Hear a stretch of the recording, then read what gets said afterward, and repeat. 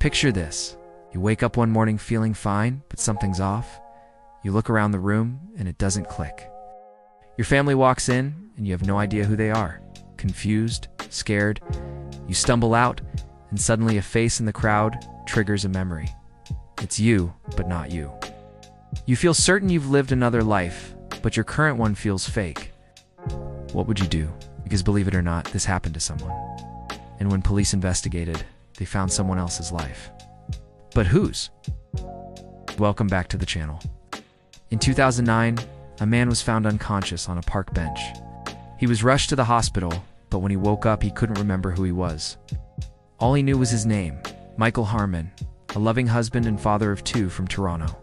He told doctors about his wife Joanne, how she loved Star Trek and collecting porcelain cats. He even knew what music they played at their wedding, but there was a catch. Michael didn't know how he got to the hospital.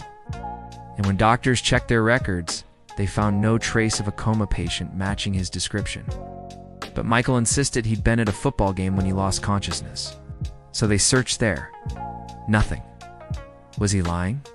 Did he really have a life in Toronto? When he came to, he was confused, scared, unshaven, wearing clothes that didn't match his identity. But when police asked him some simple questions like, "What's today's date?" he answered correctly. Clearly something was wrong, but what? Doctors ran tests. They discovered no physical trauma or brain damage.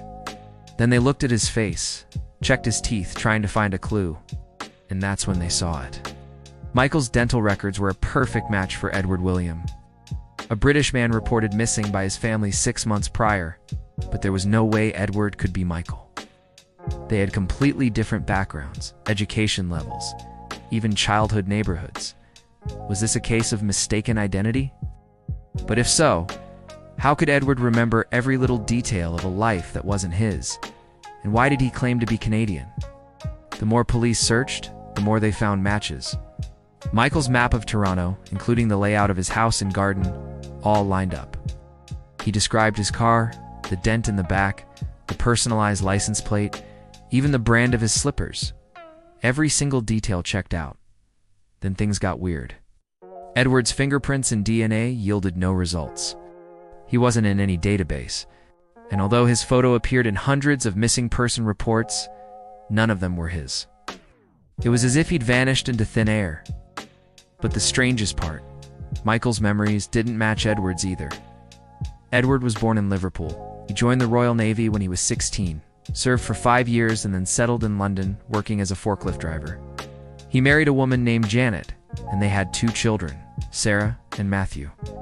Michael Harmon also had 2 kids, Sarah and Matthew, but he met his wife Joanne while backpacking across Europe. They settled in Toronto, and he worked as a carpenter. Is this a coincidence? Maybe not. See, in 1994, a man named Michael Harmon did die in Toronto. He left behind his wife and 2 children, a life that Edward now seemed to have fully inhabited. At first, everyone assumed Edward was faking amnesia to escape his life. But as psychologists dug deeper, they uncovered something unbelievable. Edward actually had a life before the bench. He'd had a heart attack, collapsed, and spent 2 weeks in a medically induced coma. When he finally woke up, he had no idea who he was. The last thing he remembered was celebrating New Year's Eve with friends in London. But after that, there was a huge gap. Suddenly, he was in a hospital bed somewhere in Canada, with no idea how he got there. So what happened to Edward? Well, doctors diagnosed him with dissociative fugue, a psychological defense mechanism where people flee and assume a new identity. This isn't uncommon after traumatic events or head injuries. But here's the thing. Edward didn't get hurt. His brain literally reorganized itself, wiped away memories, and created a whole new self. And if that sounds sci-fi, it is. It's like in the movie Inside Out. His emotions went haywire, erased his past, and tried to build a new one. But the more psychologists tested Edward, the more convinced he became that he was Michael. And when they studied Michael's family, they noticed some disturbing similarities. Michael was also diagnosed with dissociative fugue after a traumatic event. Coincidence? Maybe, but some say this is reincarnation. After all, Edward's memories weren't just facts and figures. They were emotional experiences. He felt his daughter's birthday joy, his wife's love, his son's laughter. So is it possible that after Michael died, his memories transferred to Edward during his coma? Well, some scientists say yes. His memories aren't stored in one place. They're spread throughout the brain. It's almost like fragments in a database. So if Edward somehow accessed Michael's database, it wouldn't be a lie. It'd be an honest mistake. Today, Edward is gone. Some say he moved to Portugal with a newfound love. Others say he changed again. But one thing's for sure, his past remains a mystery. All those memories, feelings, moments, were they Edward's, Michael's, or both? Here's the thing. We're all a mix of our past and present selves. If you took away your memories, you'd lose part of you. So if Edward woke up tomorrow and forgot everything, including his new life, would he still be Edward? The answer might be no, and that's scary. Our memories make us who we are, so if you ever wake up confused, please hold on tight to who you think you are, because you might just save yourself. Thanks for watching. What do you think? Let us know in the comments.